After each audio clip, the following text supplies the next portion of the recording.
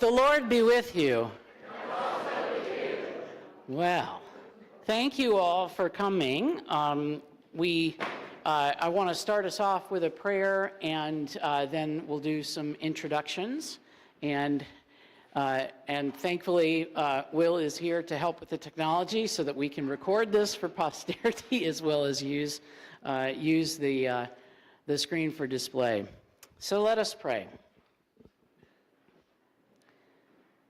God, in your word, you have given us a vision of that holy city to which the nations of the world bring their glory. Behold and visit, we pray, the cities of the earth, especially this city of Asheville. Renew the ties of mutual regard which form our civic life. Send us honest and able leaders.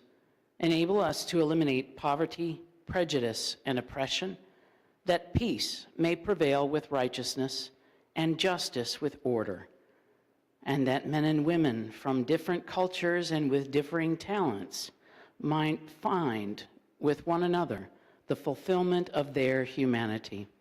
Through Jesus Christ our Lord. Amen.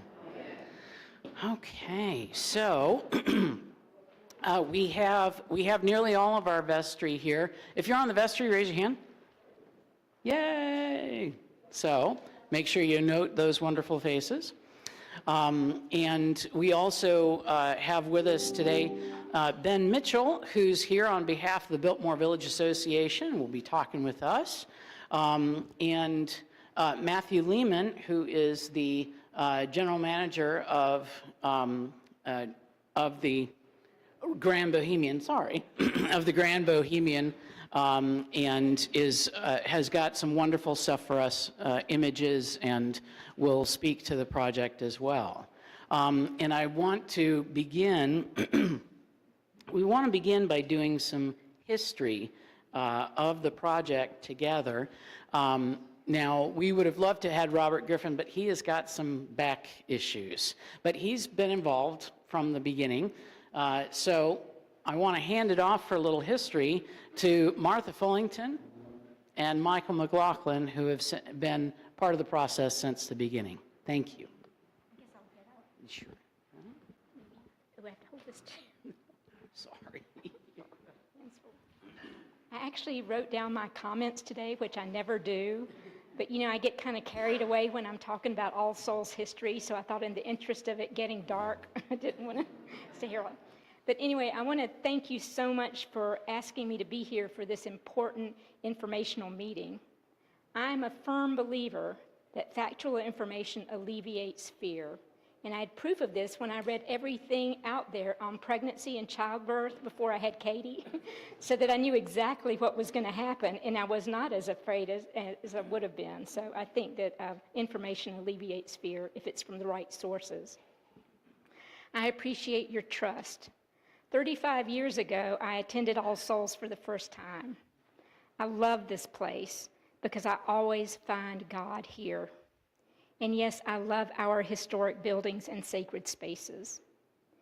You've heard me say before, but it's even more worthwhile to repeat it today. We are the only remaining Richard Morris Hunt church in the world. Richard Morris Hunt was the Dean of American Architecture in the 1800s. He did significant things like the base for the Statue of Liberty. He did the first skyscrapers in New York City and any number of incredible mansions for Vanderbilts, etc. But this is the only church left. In his career, he built 6 churches. 5 have burned or been demolished, or burned and been rebuilt. So we are the only remaining Richard Morris Hunt church in the world. And that's why we have organizations like the American Society of Architectural Historians coming to see All Souls, the National Trust for Historic Preservation coming to see All Souls, because it is Hunt's only remaining church. And so I think it's good that everybody is aware of that. And we made sure that all of these new folks were aware of this. They got to hear it again. We have the largest installation of opalescent art glass windows done by Maitland Armstrong and his daughter Helen that we want to protect at all cost. There is no private chapel on the grounds of the Biltmore estate. And that reason for that is that George Vanderbilt considered this to be his church. And so it was their church for their family. It's where Cornelia was baptized in our baptismal font. So beautifully carved by Millie Elmore's great uncle, Carl Bitter. And so we're happy that Millie is here with us today. It's also where Cornelia was married in 1924 when she came down the aisle of our church, escorted by her mother. In 1924, having your mom escort you down the aisle, I think that's something, and a trend that we might want to take on from now on. But anyway, one of the most important things is that we were consecrated all souls, and that was George Vanderbilt's idea, because he wanted people to know from the get-go that we were for all souls. We were not just for the Vanderbilt family. We were not for the haves or the have-nots or whoever's, but he wanted to know that we were for all souls, and we strive to live up to that name. Hunt, Olmsted, and Vanderbilt together wanted this church to be the focal point of Biltmore Village. And so it's centrally located as the focal point, and it's also the highest point in Biltmore Village so that it can be seen from every angle. And that point was made at our very first meeting with these folks. I think it's also important that George stated clearly that he wanted a house of worship at the frontispiece to all the grandeur that lay beyond his whole estate. And so I think that that's important for us to keep in mind too. When I first heard the mumblings of about a big modern hotel coming to Biltmore Village, I won't tell you what I said, but then I said,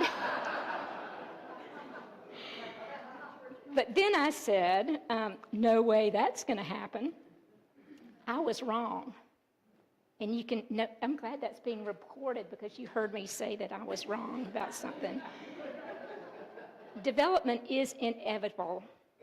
And even if you're on the national register at the national level of significance, even if you are the landmark building in a locally designated historic district with ties to city council and to all of the rules that apply there, it's going to happen. And that was where I started listening and learning. Our cathedral architect, Robert Griffin, who can't be here with us today, was asked by the Kessler architect, Christian Sotil, to consult on this project from its inception. Immediately, Dean Sarah, Michael, Robert Griffin, and I were asked to be involved. We sat at the table with the architect, the structural and hydro engineers, even Mr. Kessler, the owner of the Kessler Corporation himself. They addressed all of our concerns. In addition to Asheville's Grand Bohemian, Kessler has built Kessler hotels in Savannah and in Charleston, two very historic cities that know something about what it's like to live with water issues. And I'm very thankful of that today.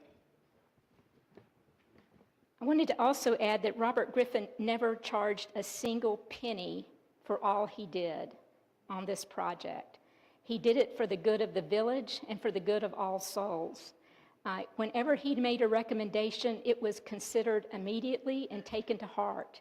And the relationship that Robert Griffin, our cathedral architect, and Christian Sotil developed was just crucial to the success of this project. And I'm sure that Robert is going to continue to be involved all along. I think the presence of this lovely and lively hotel is going to help preserve our properties. I never thought I'd say that either. But I really do think it is, because it's going to be such a presence in the village. I think security is going to be much better. I think that more and more people are going to be able to see All Souls. More people are going to want to come into All Souls. More will want to come to church with us. More will want to get married in our church and then go across the street and have a great reception and in the ballroom. And anyway, I just thank you so much for trusting me, trusting us. And please know, anytime you have questions, please feel free to ask. And if I can help you, well, if I know the answers, I'll tell you. And if I don't know the answers, I'll tell you that too. But please, let's keep asking questions and keep getting all the information that you want so that you can be comfortable about this. Now I'm going to turn it over to Michael. Thanks.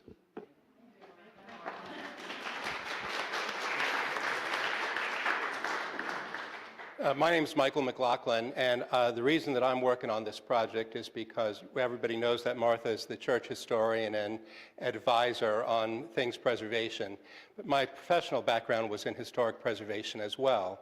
So Robert Griffin and Dean Sarah asked me to join Martha in representing the church on this project.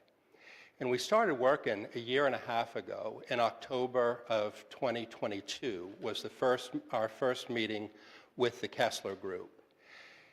You should know that even though our church is listed on the National Register of Historic Places, that really gives us no protection at all. It's almost kind of an honorific.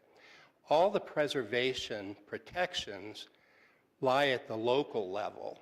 So it's the Historic Resources Commission in Asheville that has the say about things that happen in a historic district, whether it's maintaining your property or constructing new property. So Biltmore Village is listed as a historic district in the city of Asheville, and there are lots of requirements about anything that goes on here related to that. If you think about the way the village is laid out over here on the side where the corner kitchen and those buildings are, that's kind of the cottage district still from the original village. But as you approach Hendersonville Road, those buildings are newer and much more commercial.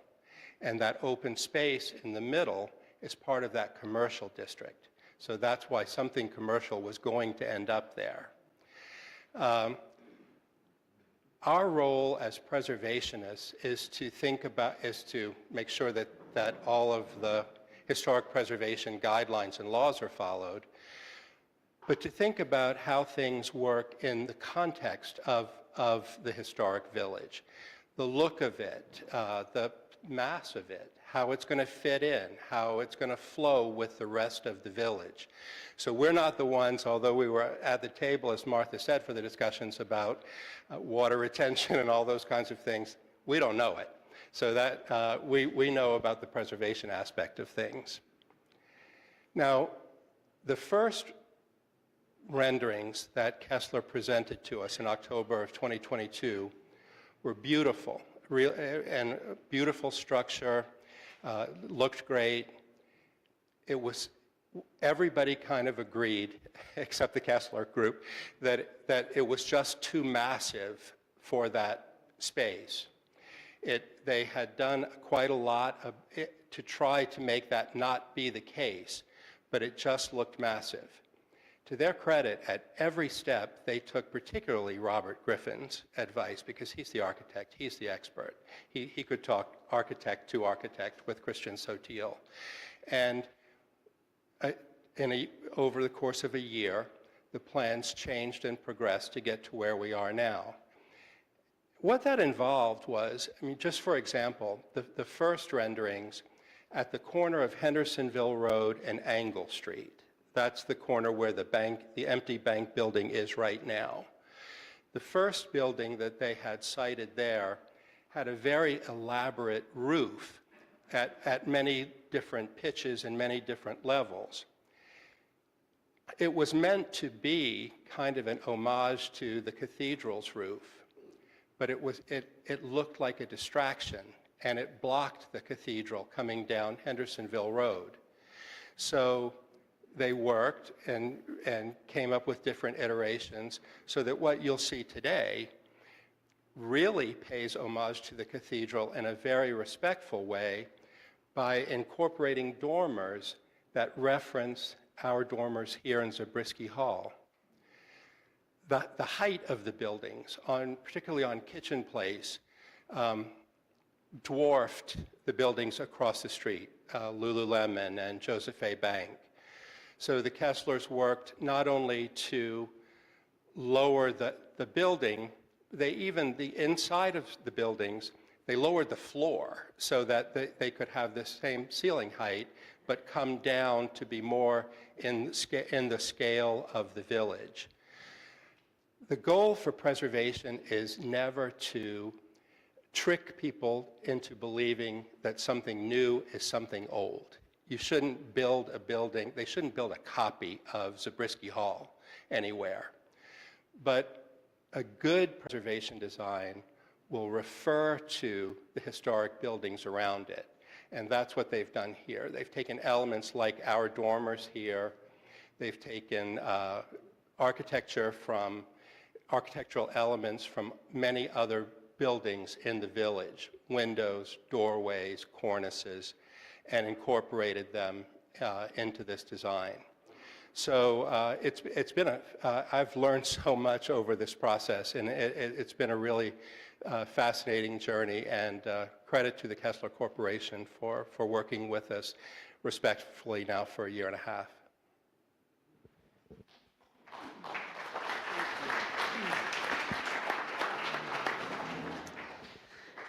Thank you so much. And honestly, to have this much knowledge when it comes to historic preservation in your church is a pretty amazing thing, and we're so grateful. So I wanted to introduce, again, Matthew Lehman, who's the general manager over at the hotel, and has the actual plans. These are the architectural renderings, and then he's got a slideshow that the architect, Christian Sotil, presented to, this is the last iteration of it, right? This is the smaller. Got it. So, but this has gone through the Historic Committee, Planning and Zoning, and finally the entire council when it was voted for approval. So, Matthew, can I hand this over to you? Thank you very much. Good afternoon, everyone. Thank you for the opportunity to be here. Thank you very much. It's always a privilege. My name is Matthew Lehman. I'm the general manager of the current hotel across the street.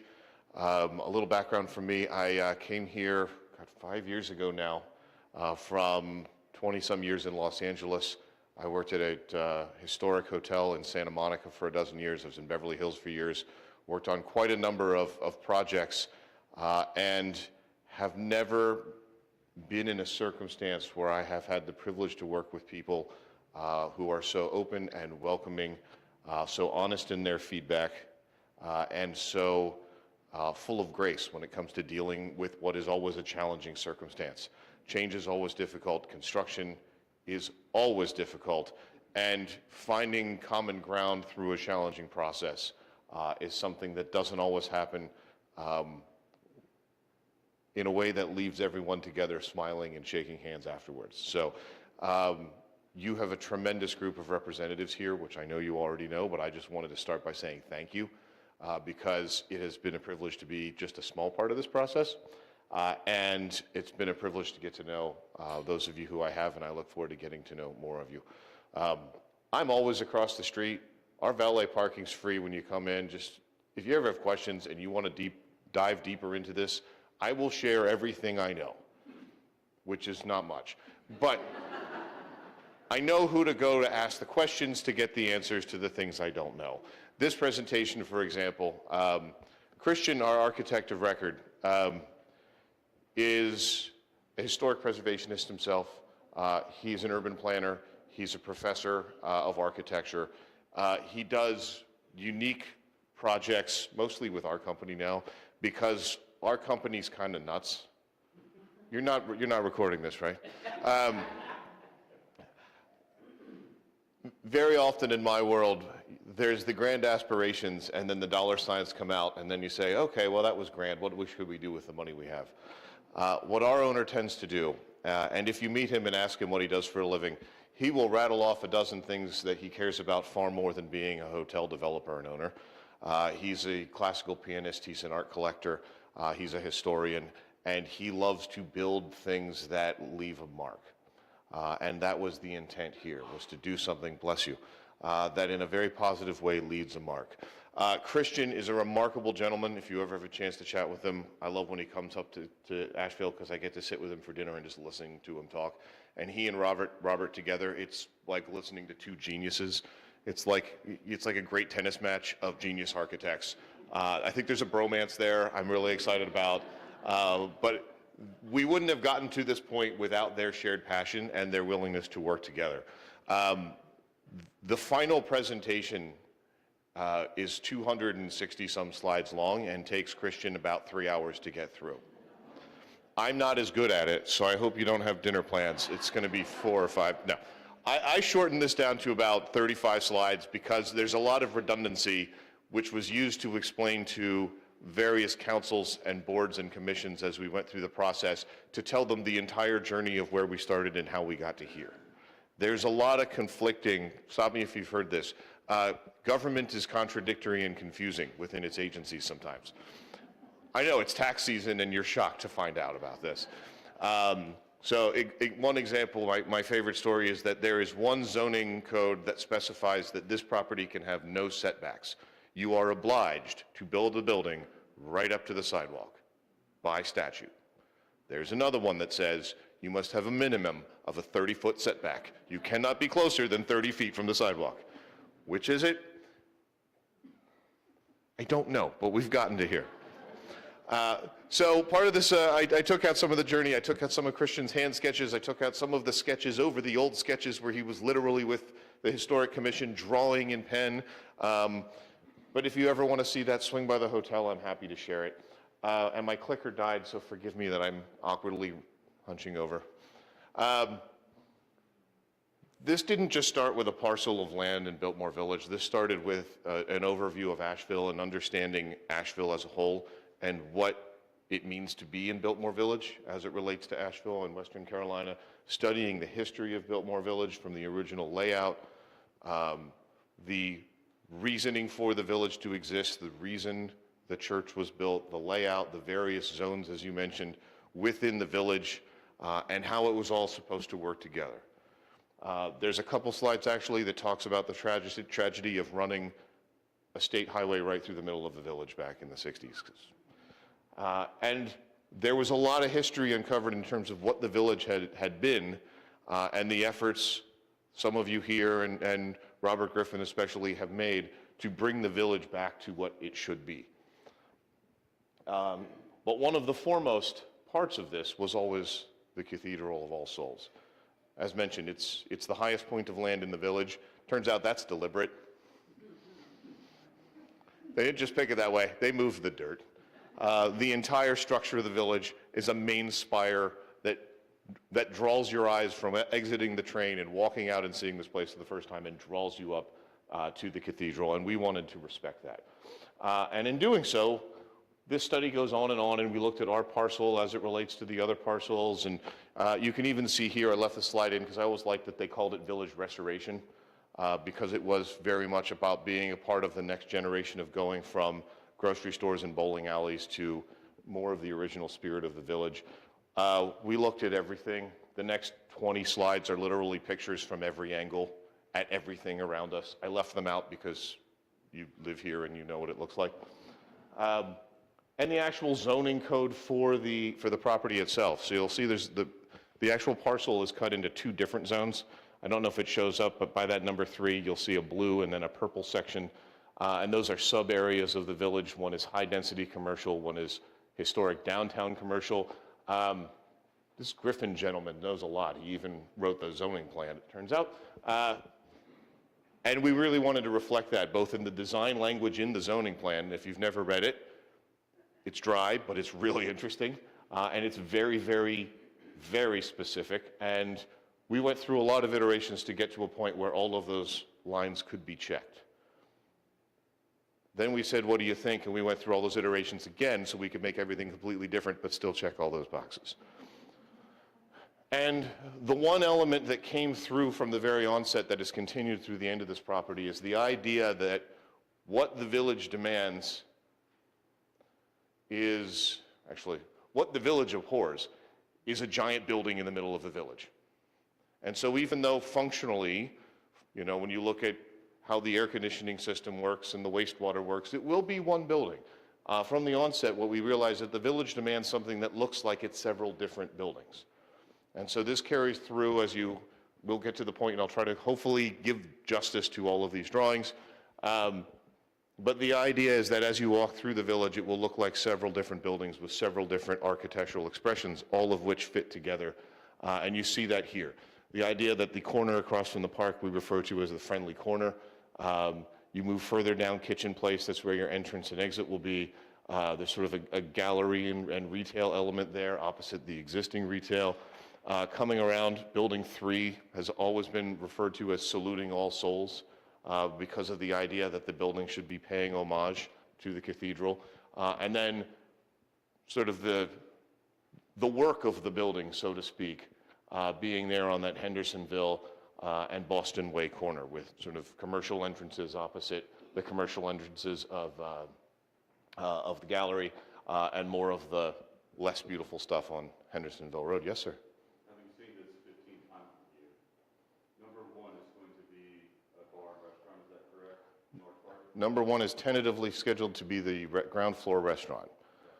2 and 3 are reception and a spa type use on the ground floor, more or less? Yes, so I'll explain this at some point when we go through, but yes, from a ground floor standpoint, there's actually another building here. Originally, this was a big trellis area, but you would have a restaurant space here on the ground floor. Coming down your vehicle entrance and exit, you'd have a retail area here that leads into your spa, which is sunken into the ground here, and then you've got guest rooms all above. So you can see that in some of these drawings, which are mimicked here. So if you want to go back to them, they'll be here. But this is that idea, is that this is that corner right opposite the park. Beautiful arched entryway. And you could see that one of the clever things they came up with to solve these problems is not only changing, and in these watercolors, you don't see it as significantly as it will be when it is actually built, but changing the materials so they look like different buildings and they're offset and set back from each other. And they've even changed floor heights. So for instance, on the ground floor here in this building, you've got a 15-foot story and a 15-foot story, whereas here you have 10-foot stories in order to make it really look like different elements as you walk around as a pedestrian. Yes, ma'am? Yes, this would be if you were essentially at Joseph A. Banks, but 40 feet back. One of the hard parts about this, and one of the reasons everyone all says, oh my goodness, it looks so big, because you can't actually get a real perspective of it because you're never going to be far enough away to see all of this all at once. But if you were literally standing at the door of Joseph A. Banks 50 feet back and could get the entire streetscape in a panorama, that's what that would be. So this is from Kitchen Place, and then you see the angle of the building as you go down back towards Hendersonville. And one other question, do you know what the highest height there of the building is? Is it 33? There are a lot of different heights of different parts of the building. The tallest part of the building is the corner on Hendersonville Road opposite the existing hotel, which comes close to mirroring the height of the existing hotel. But that includes a story that doesn't exist on the Kitchen Place side. There are all the setbacks and things, and I can look that up for you and give you the exact height. It's one of the things I haven't memorized, forgive me. So as you come down, and you see one of the other elements that was long discussed, I took out all of the slides of the landscape architecture, but the preservation of the existing trees, most notably this large tree on the corner, which is, I think it's a cypress if I recall, and it's a sister tree to a very important historic tree on the Biltmore estate. And then there was a lengthy debate about the original plantings of the trees and the sweet gum trees, which weren't original but are appropriately native, and can we make that exception? I'll let you tell that story another day. Suffice it to say, there will be more trees here when we're done than when we started, but the ones that are there are to remain. So this is, again, coming out of the cathedral.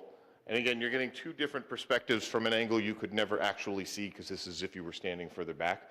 But looking down Kitchen Place and catching past the tree here, all of the various different smaller buildings. And then this is what Martha was referencing across from the church, a lowered building that really does sort of reflect and pay homage to the existing cathedral and its architecture. As you come around the corner, this is Hendersonville Road, as if you were standing on the roof of Hardee's. That I think you can do. You got to ask nicely. But you see the Saluting All Souls building here, which then steps up a little bit and this is where you start getting most of your hotel rooms, which steps up again to this larger part, which is again is reflective of the size and scale of the current hotel. And then it steps down again in the corner. These corner pieces also step in and out and set themselves back a little bit, so it's not just a monolithic slab, either as you walk or drive by.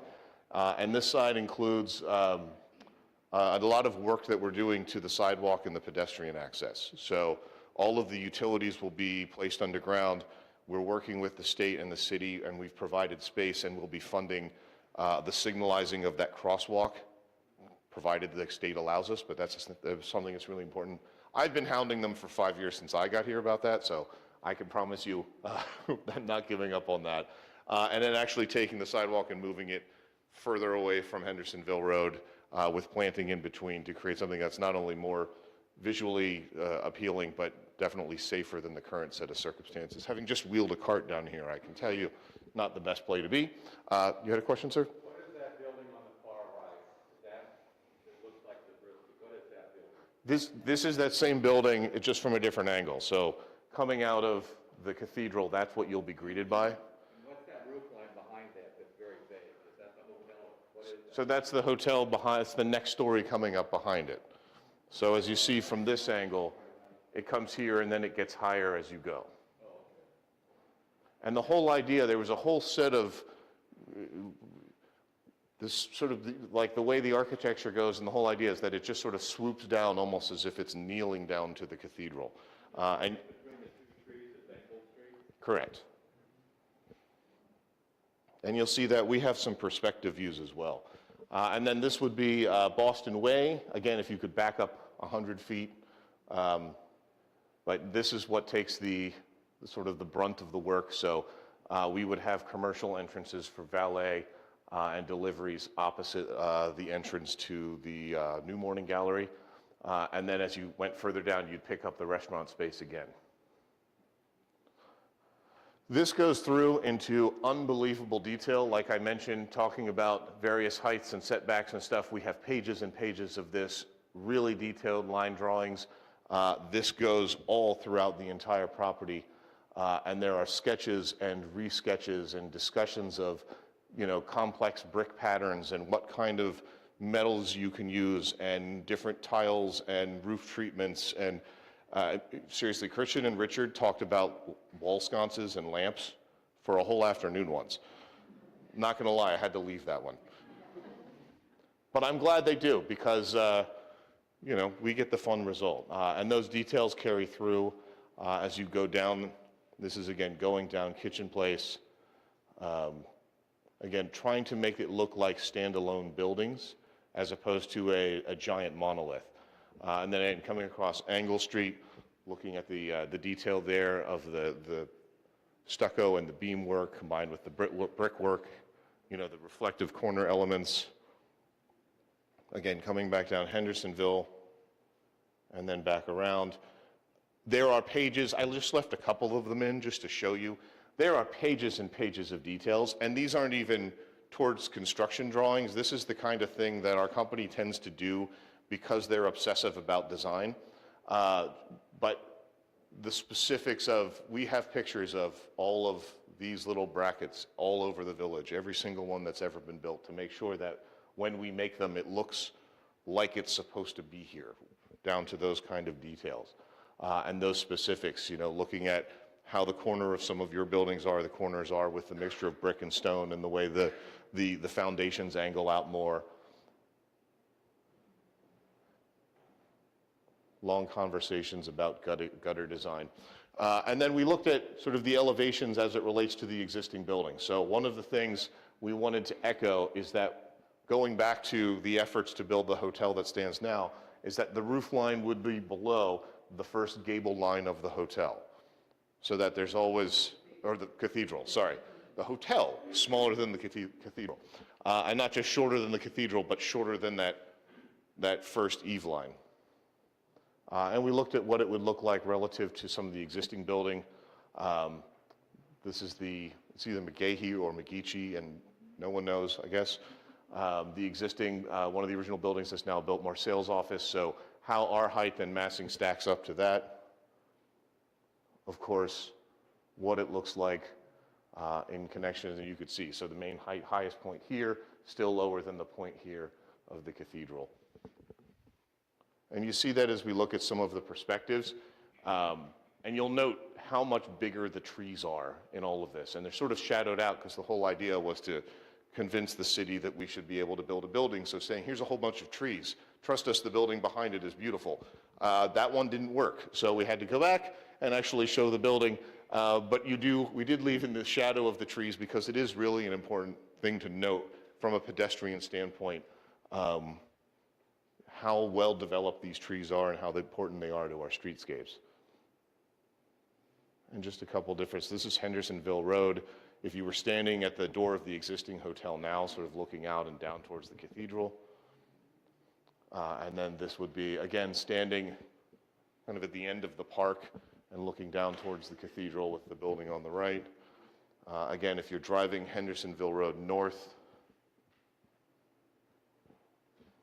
and then capturing the perspective, with the existing small hotel annex building that's still there already, new morning gallery and so forth. Now, I do have something to show you which is it's not made for public consumption. We made it internally. I believe a few of you might have seen it. Our architect is really upset with me that I was insisting upon showing this because we did a rendering, but the renderings don't fully, we're not Disney, so it doesn't fully, and again, speaking of Disney, I think you bring it up. It's not made a good point that it's something we but reflect upon is when someone tries too hard to make something look like it's older than it is, it looks like Disney. We don't want to look like Disney. But we don't have their budgets either, so our renderings don't always look, from a material standpoint. So I will show this to you because I insisted. I think it's really valuable. But know that if you say, well, that brick looks a little light, that's what he was afraid of, and that's not really the brick, it's just our best guess from a rendering standpoint. Not guess, but anyway, hopefully this makes sense. So that would be the Wells Fargo building on the right. And then you'd be across Wells Fargo, walking down towards Lululemon. Hopefully not walking into anything since you're staring at the hotel.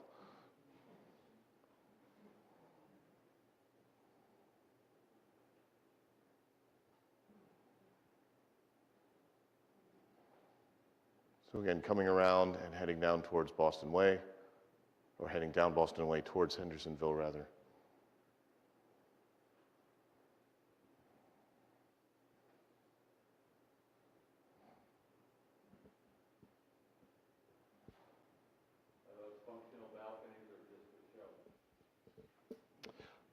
The hope is that they will be functional. So those ones on that corner, there would be a restaurant space there, and you'd want to, have the ability to have some open air. And this is Hendersonville Road. You're now heading south on the Hardy side of the street.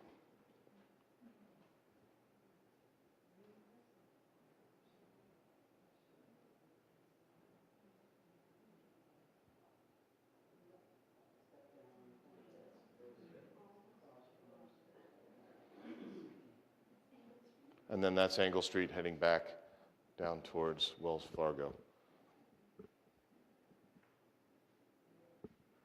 Now you're on essentially the middle of the road, just backing up, but we wanted to give you the perspective of the cathedral and what it would look like upon approach.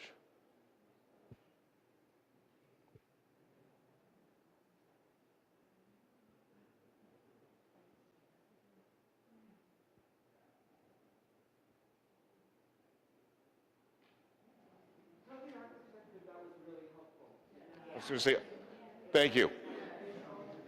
Happy to show that again if you like. Otherwise, happy to answer any questions that I'm capable of answering. Again, if I don't know the answer, I'm happy to ask.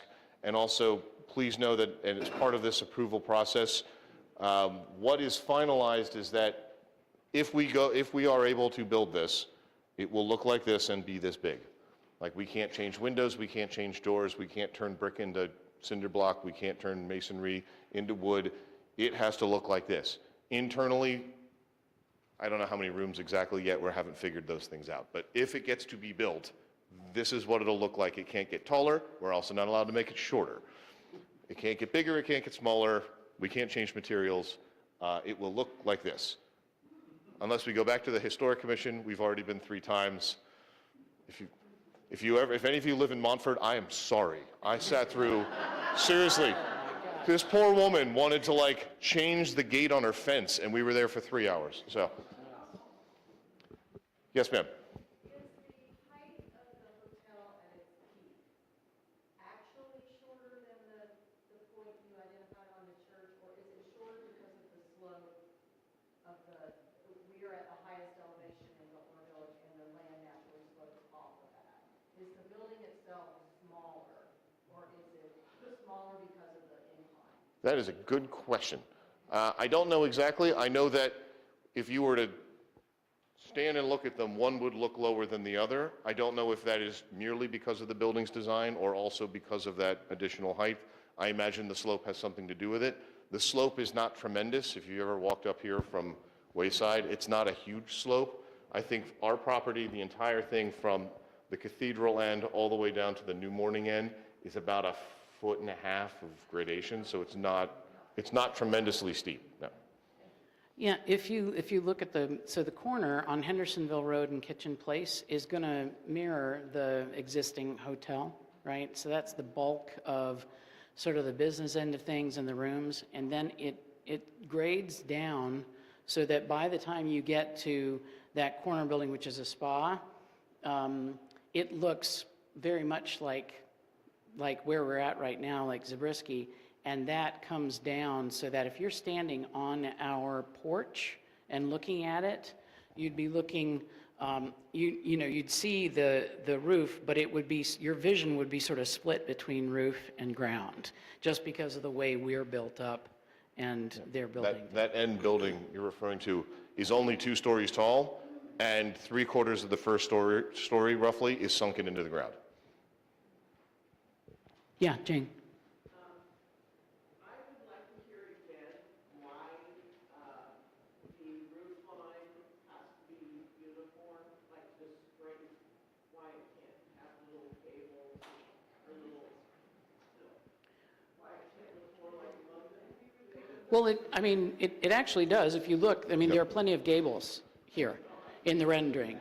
Yeah, there are quite I'm a few. happy to walk you through up here. There are more gables and hip roofs and larger gables and smaller gables and dormer windows and shed dormers and other nice architectural words that I have forgotten already.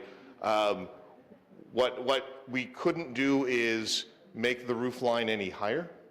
So there is a similar line, sort of like a belt line through the middle of the property because of the way the historic conditions required. But within that facade, they move forward and back, and then there's lots of little gables and dormers and things. Scott. I missed this in the digital rendering, but I wanted to ask a question. As you pulled back from Hendersonville Road, we got very close to All Souls. The sidewalk is right on Hendersonville Road. That's obviously, you couldn't change that because that's the way it was several hundred years ago. But with the new hotel going in, is the standard where there's actually a grass strip and then the sidewalk? Has that been, I didn't see that. I got the photo. That is correct. We will be adding, and it's on a slide, I can tell you, I want to say it's about 5 feet of planting between Hendersonville Road and the sidewalk with trees and everything, and then there's another smaller planting strip before the hotel starts. And we're removing all the electrical poles and burying all of that underground as well. Yeah.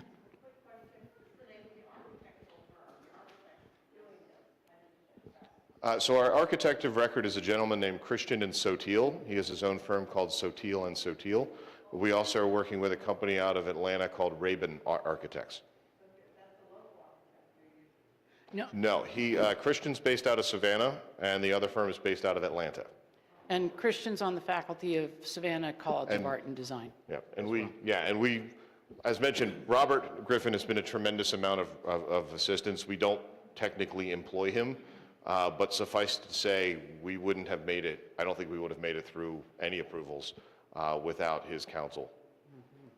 Yeah. From a realistic perspective, beginning then, how long are we talking in terms of disruption of urban engineering? Probably about 2 years. Now, don't quote me on that, because I've never been a part of a construction process that was on time. So I keep my running joke around our current hotel, because I get asked this a lot, is we're going to say 2 years until we realize it's 2.5. So, and part of that, if I may, because I know on the questions list, part of it is the care and concern with which we have to do some of the parts of construction. So it's because of where we are and because of what's around us, most notably a very historic and beautiful cathedral. There are manners of construction that we just can't utilize. That would make things much faster, but we won't be doing them. So We're going to hold the rest of the questions so that we can move on with the presentation. What we have in the back when we take a break are index cards and pens, and we'd love for you to write out questions so that we can collect them all and sort of collate them, okay? So I would love to introduce Ben Mitchell to come and talk to us from the Biltmore Village Association. Thank you very much. Thank you, Matthew.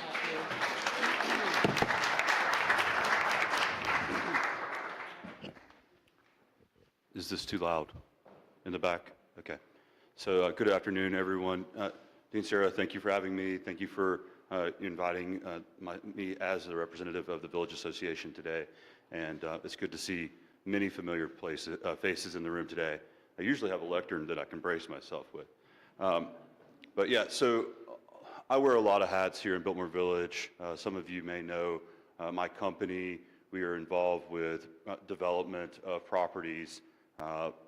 My office is just across the way from this new hotel in the building where Lululemon is located. So I personally will be affected by this virtually every day that I'm at work, which is most days it feels like, even Sundays. So I'm here today in wearing one of my other hats, though, and that is as the chairman of the Biltmore Village Association, a merchants association that we have about 38 to 45 members at any given time. The Grand Bohemian has been a very helpful member of the club, of the association as well, but I'm here also for free to try and support this effort because of a genuine belief that we're headed in the right direction here. I will thinking back, Matthew and I may have first met on this topic as early as February or January of 2022. What we are dealing with here across from the Joseph Bank block is a 0.77 acre lot that has been historically underutilized for my entire time of visiting Asheville now for 15 plus years. We have a surface level lot there and a vacant bank building that I think closed in 2020 or thereabouts.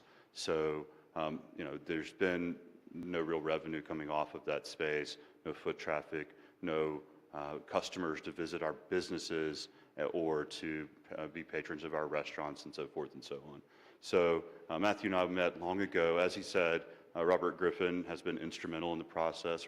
Robert and I have a long history of working together. I formerly was a member of the Historic Resources Commission that we've heard so much about today. I did 3 years of service on that public board. And then additionally, I was a member of the Preservation Society Board for Asheville and Buncombe County for about 3 years. So these things are near and dear to my heart. My company is blessed to be the steward of a number of historic buildings here in the village. And like the New Morning Gallery and the church, we stand to be impacted by this process significantly. And with some concerns in hand, we put our support behind this project. Now going back as a serious endeavor for about 1.5 years. I think it was February of 2023 when Richard Kessler and his assembled team invited myself and other business owners to join him and sit down and begin to go over what was then a nascent project to try and identify concerns, traffic patterns, impacts on businesses, where will construction materials be stored, things of that nature during the project, because these are real world implications to those of us who live here. And they have worked with local architects, they have worked with local community leaders. I can remember a handful maybe 6 or 7 open houses that the Bohemian put on to invite merchants, the public at large, and so forth and so on, and then the public meeting process as that rolled out over the course of about 6 months, last spring, summer, and into the fall. So here we are today, and I'm happy to report, by and large, our association members are fully supportive of the project. Certainly folks have valid concerns about items that are on the forefront of all of our minds, but these are people who have businesses to run. And so we're going to continue to work with the Bohemian, we'll work with their construction team, and do our best as a property holder in the village to provide additional resources that they may need to limit the disruption. So maybe storing a lot of vehicles off-site, construction material, equipment, things of that nature. We fortunately do have those resources available to us. If we're familiar with Moe's Barbecue, there's a vacant lot just about a quarter of a mile away from here. And then where the Catawba Brewing building is presently located is another lot that my company's involved with. And maybe we get some honorarium type money off of it, but really we don't want to disturb the core of the village, these businesses that have been here for a long time, many of whom are tenants of my company, okay? And so we take this very seriously, but the good thing is, at the end of the day, maybe I shouldn't say this in church, the devil you know is better than the one you don't. And these guys have been here for the better part of 2 decades now, have done things to foster a community environment behind the scenes. For example, during the art festival in the last several years, the site in question was allowed to be used at no cost, low cost, by the folks putting on the art fair, and the folks at the Bohemian made that happen for them. And the art fair is something that I'm sure is going to be discussed as we go through the discussion today and into the future. But they've put out their own press release, and I don't see anyone I know from No Morning Gallery here today, so I don't want to speak for them. But the art fair had its own timeline and its own set of expectations. So certainly I'll let them speak for themselves on that. I'm happy for any questions now or later as well. Yeah, Brian. Real quick, Ben, when you comment, I know that you were looking at it when obviously other businesses are really concerned about parking. Mm-hmm. Is a big issue, and I think Yes. it's a big concern of Yes. ours as well. And sort of just, what is your process in sort of thinking through that? Yeah, so of course, good to see you, Brian. Brian and I are friends for years now. And so parking is something that I would think, do you need a hand, ma'am?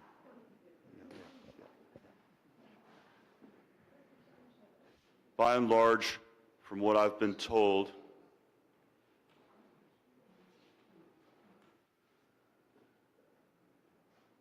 the present project, as proposed and approved by the relevant public bodies, is supposed to be able to park on site.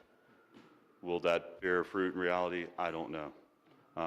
As I understand it, and I'll let Matthew speak again for his own team, there's a subterranean aspect to the building.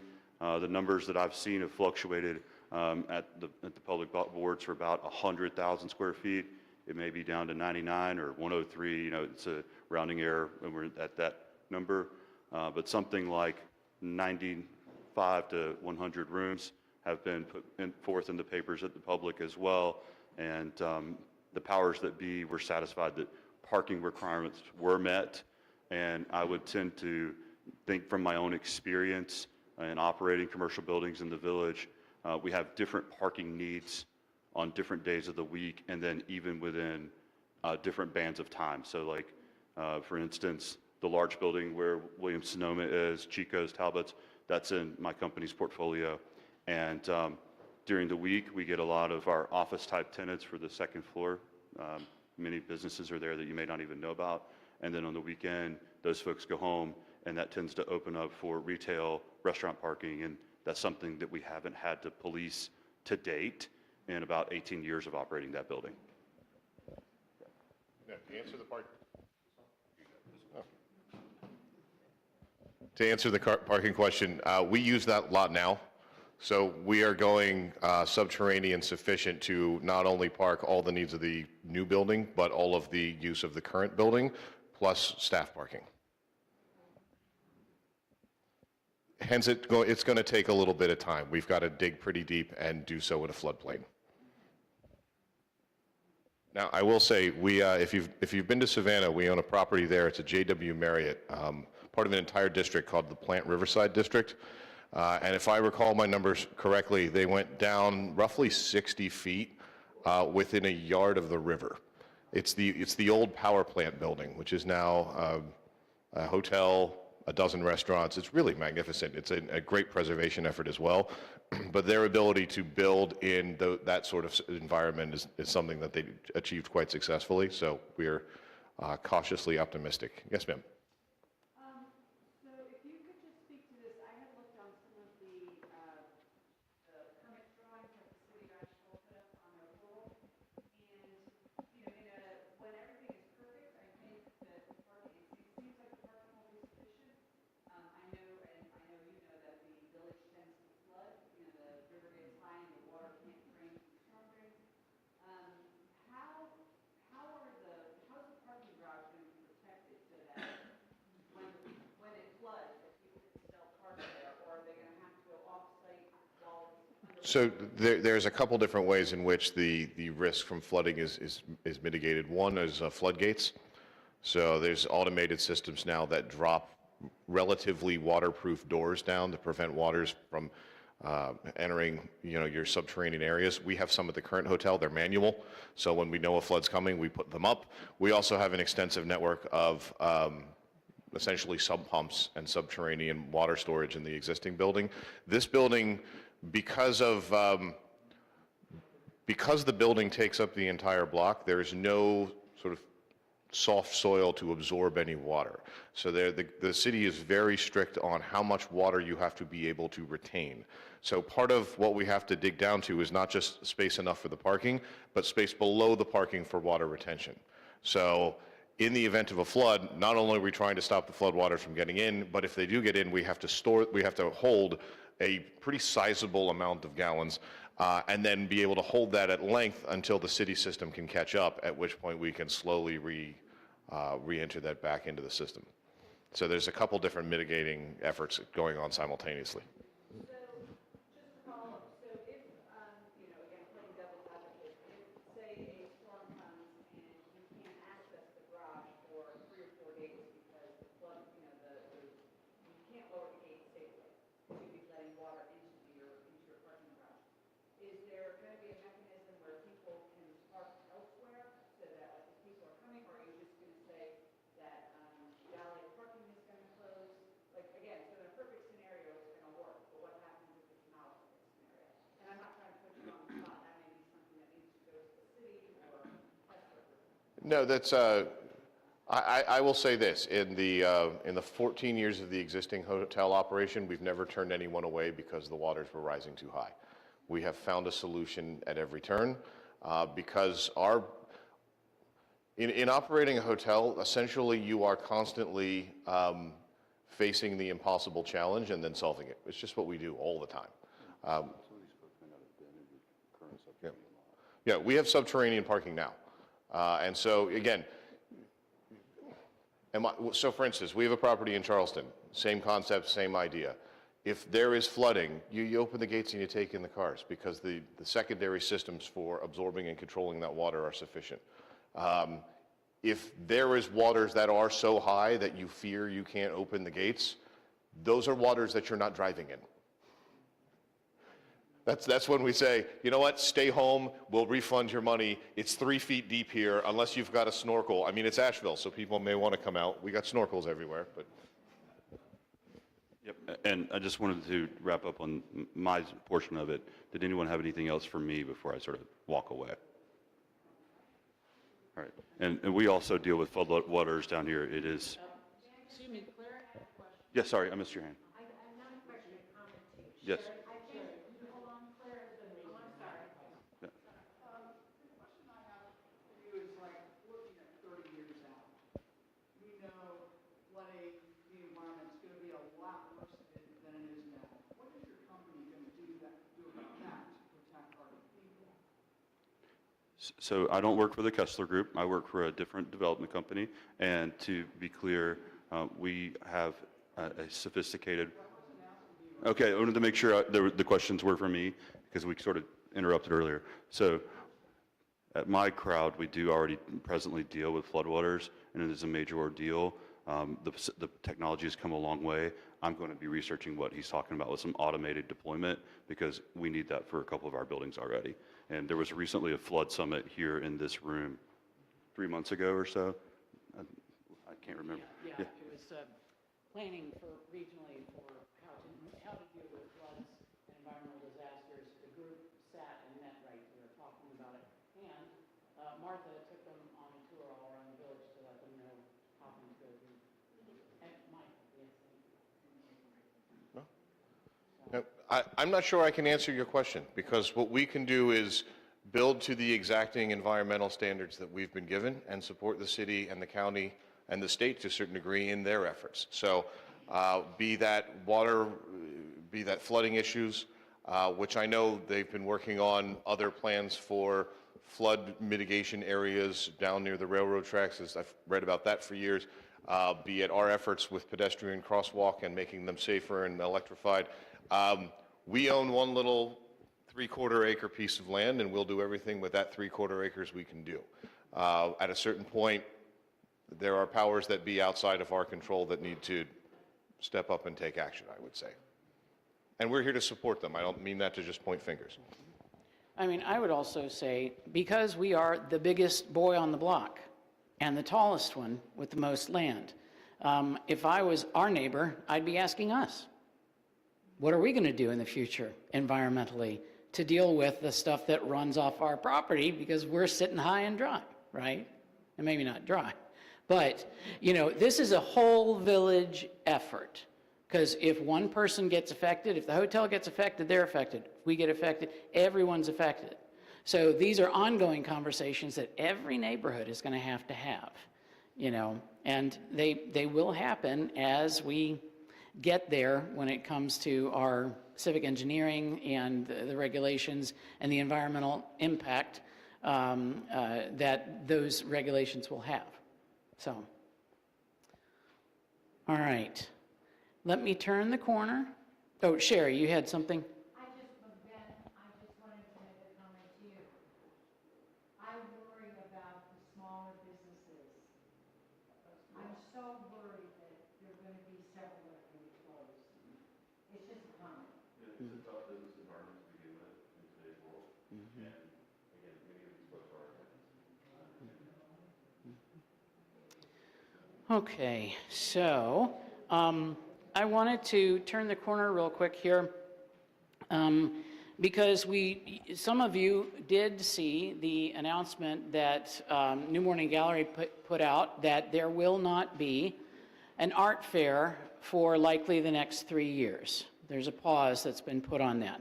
So I just wanted to tell you the story about that because the morning that happened, I actually came into my office and had an email from Dawn, who runs the food booth.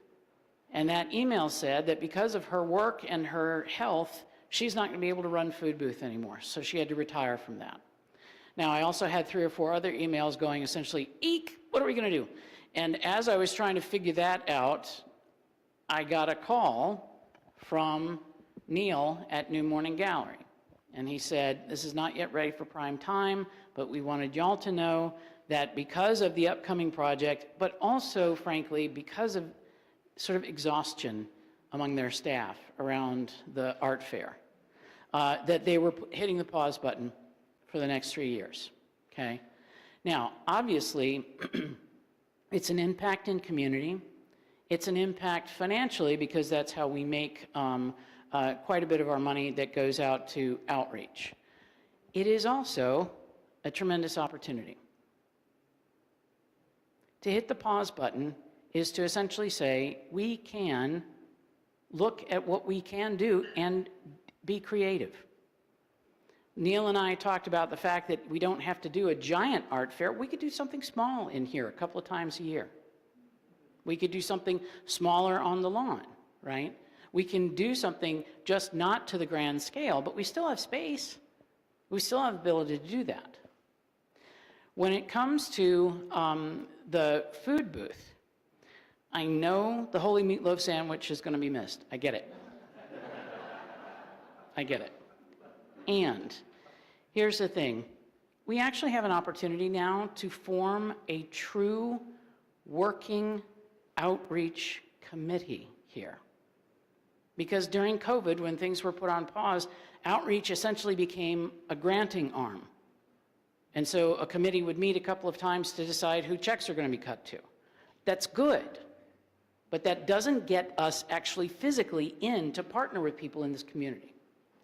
And so we have an opportunity to create a brand new outreach committee that does fundraising, figures out how to do some fundraising, but also surveys this entire congregation of what everybody does, all the connections we have, and helps us populate a calendar of activities that we actually do together.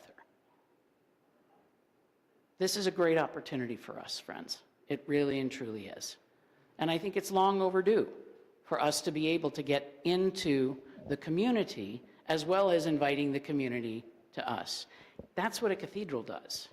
We are the crossway of civic life, of community life, of business life, and church life. Cathedrals have always been that. And so that's my hope, is that out of this, we will actually put together that working committee. And we'll get the chance to be out in the community in an organized way and do projects together. So, yes, it is a change. I also want you to know that we will come up on the food booth weekend.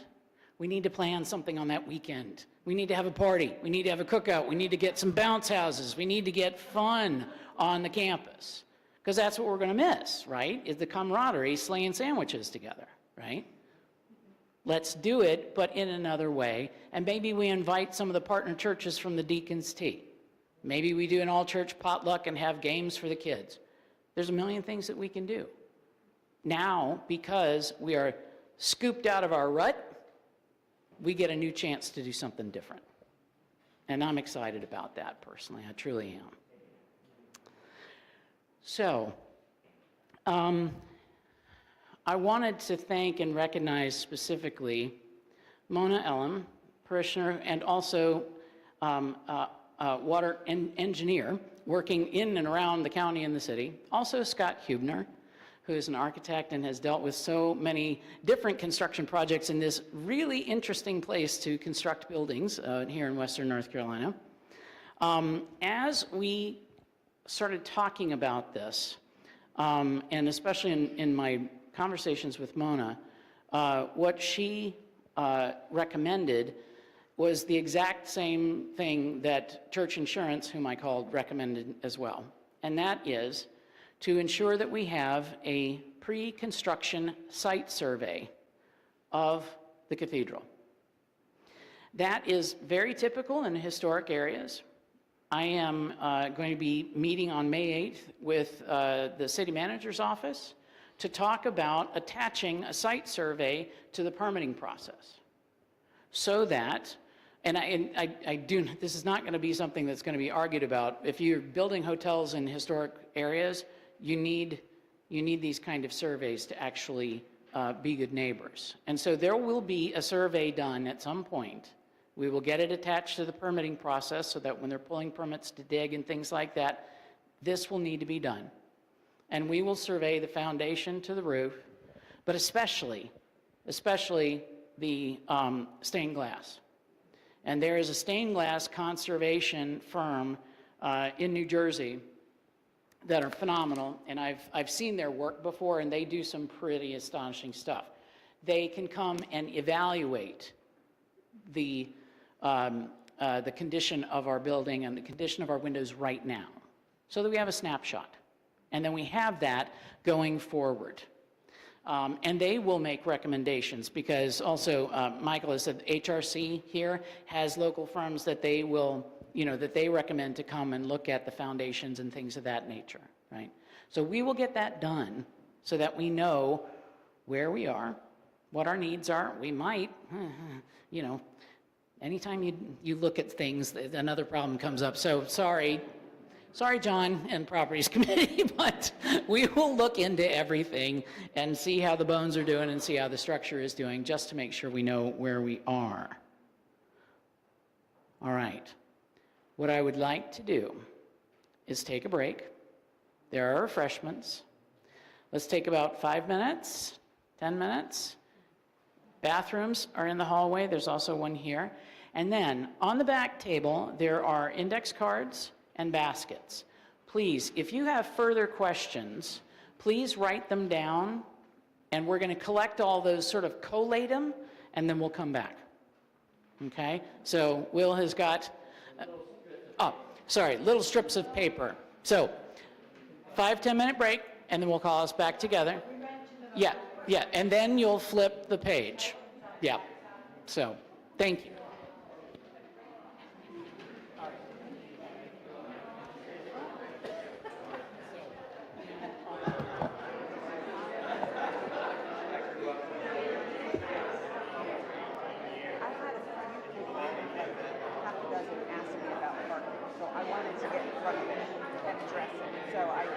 Trying to put you on the spot or anything. I just kind of wanted to put that out there. And, well, what happens when it floods? Everyone's going to want to park in front of our church. I'm like, well, don't think that's the case. No, the short answer is, if the flooding is, if you can still drive in the flood, we can still take your car. Right. And at a certain point where we can't take your car, it's because your car's floating down Hendersonville Road, and yeah.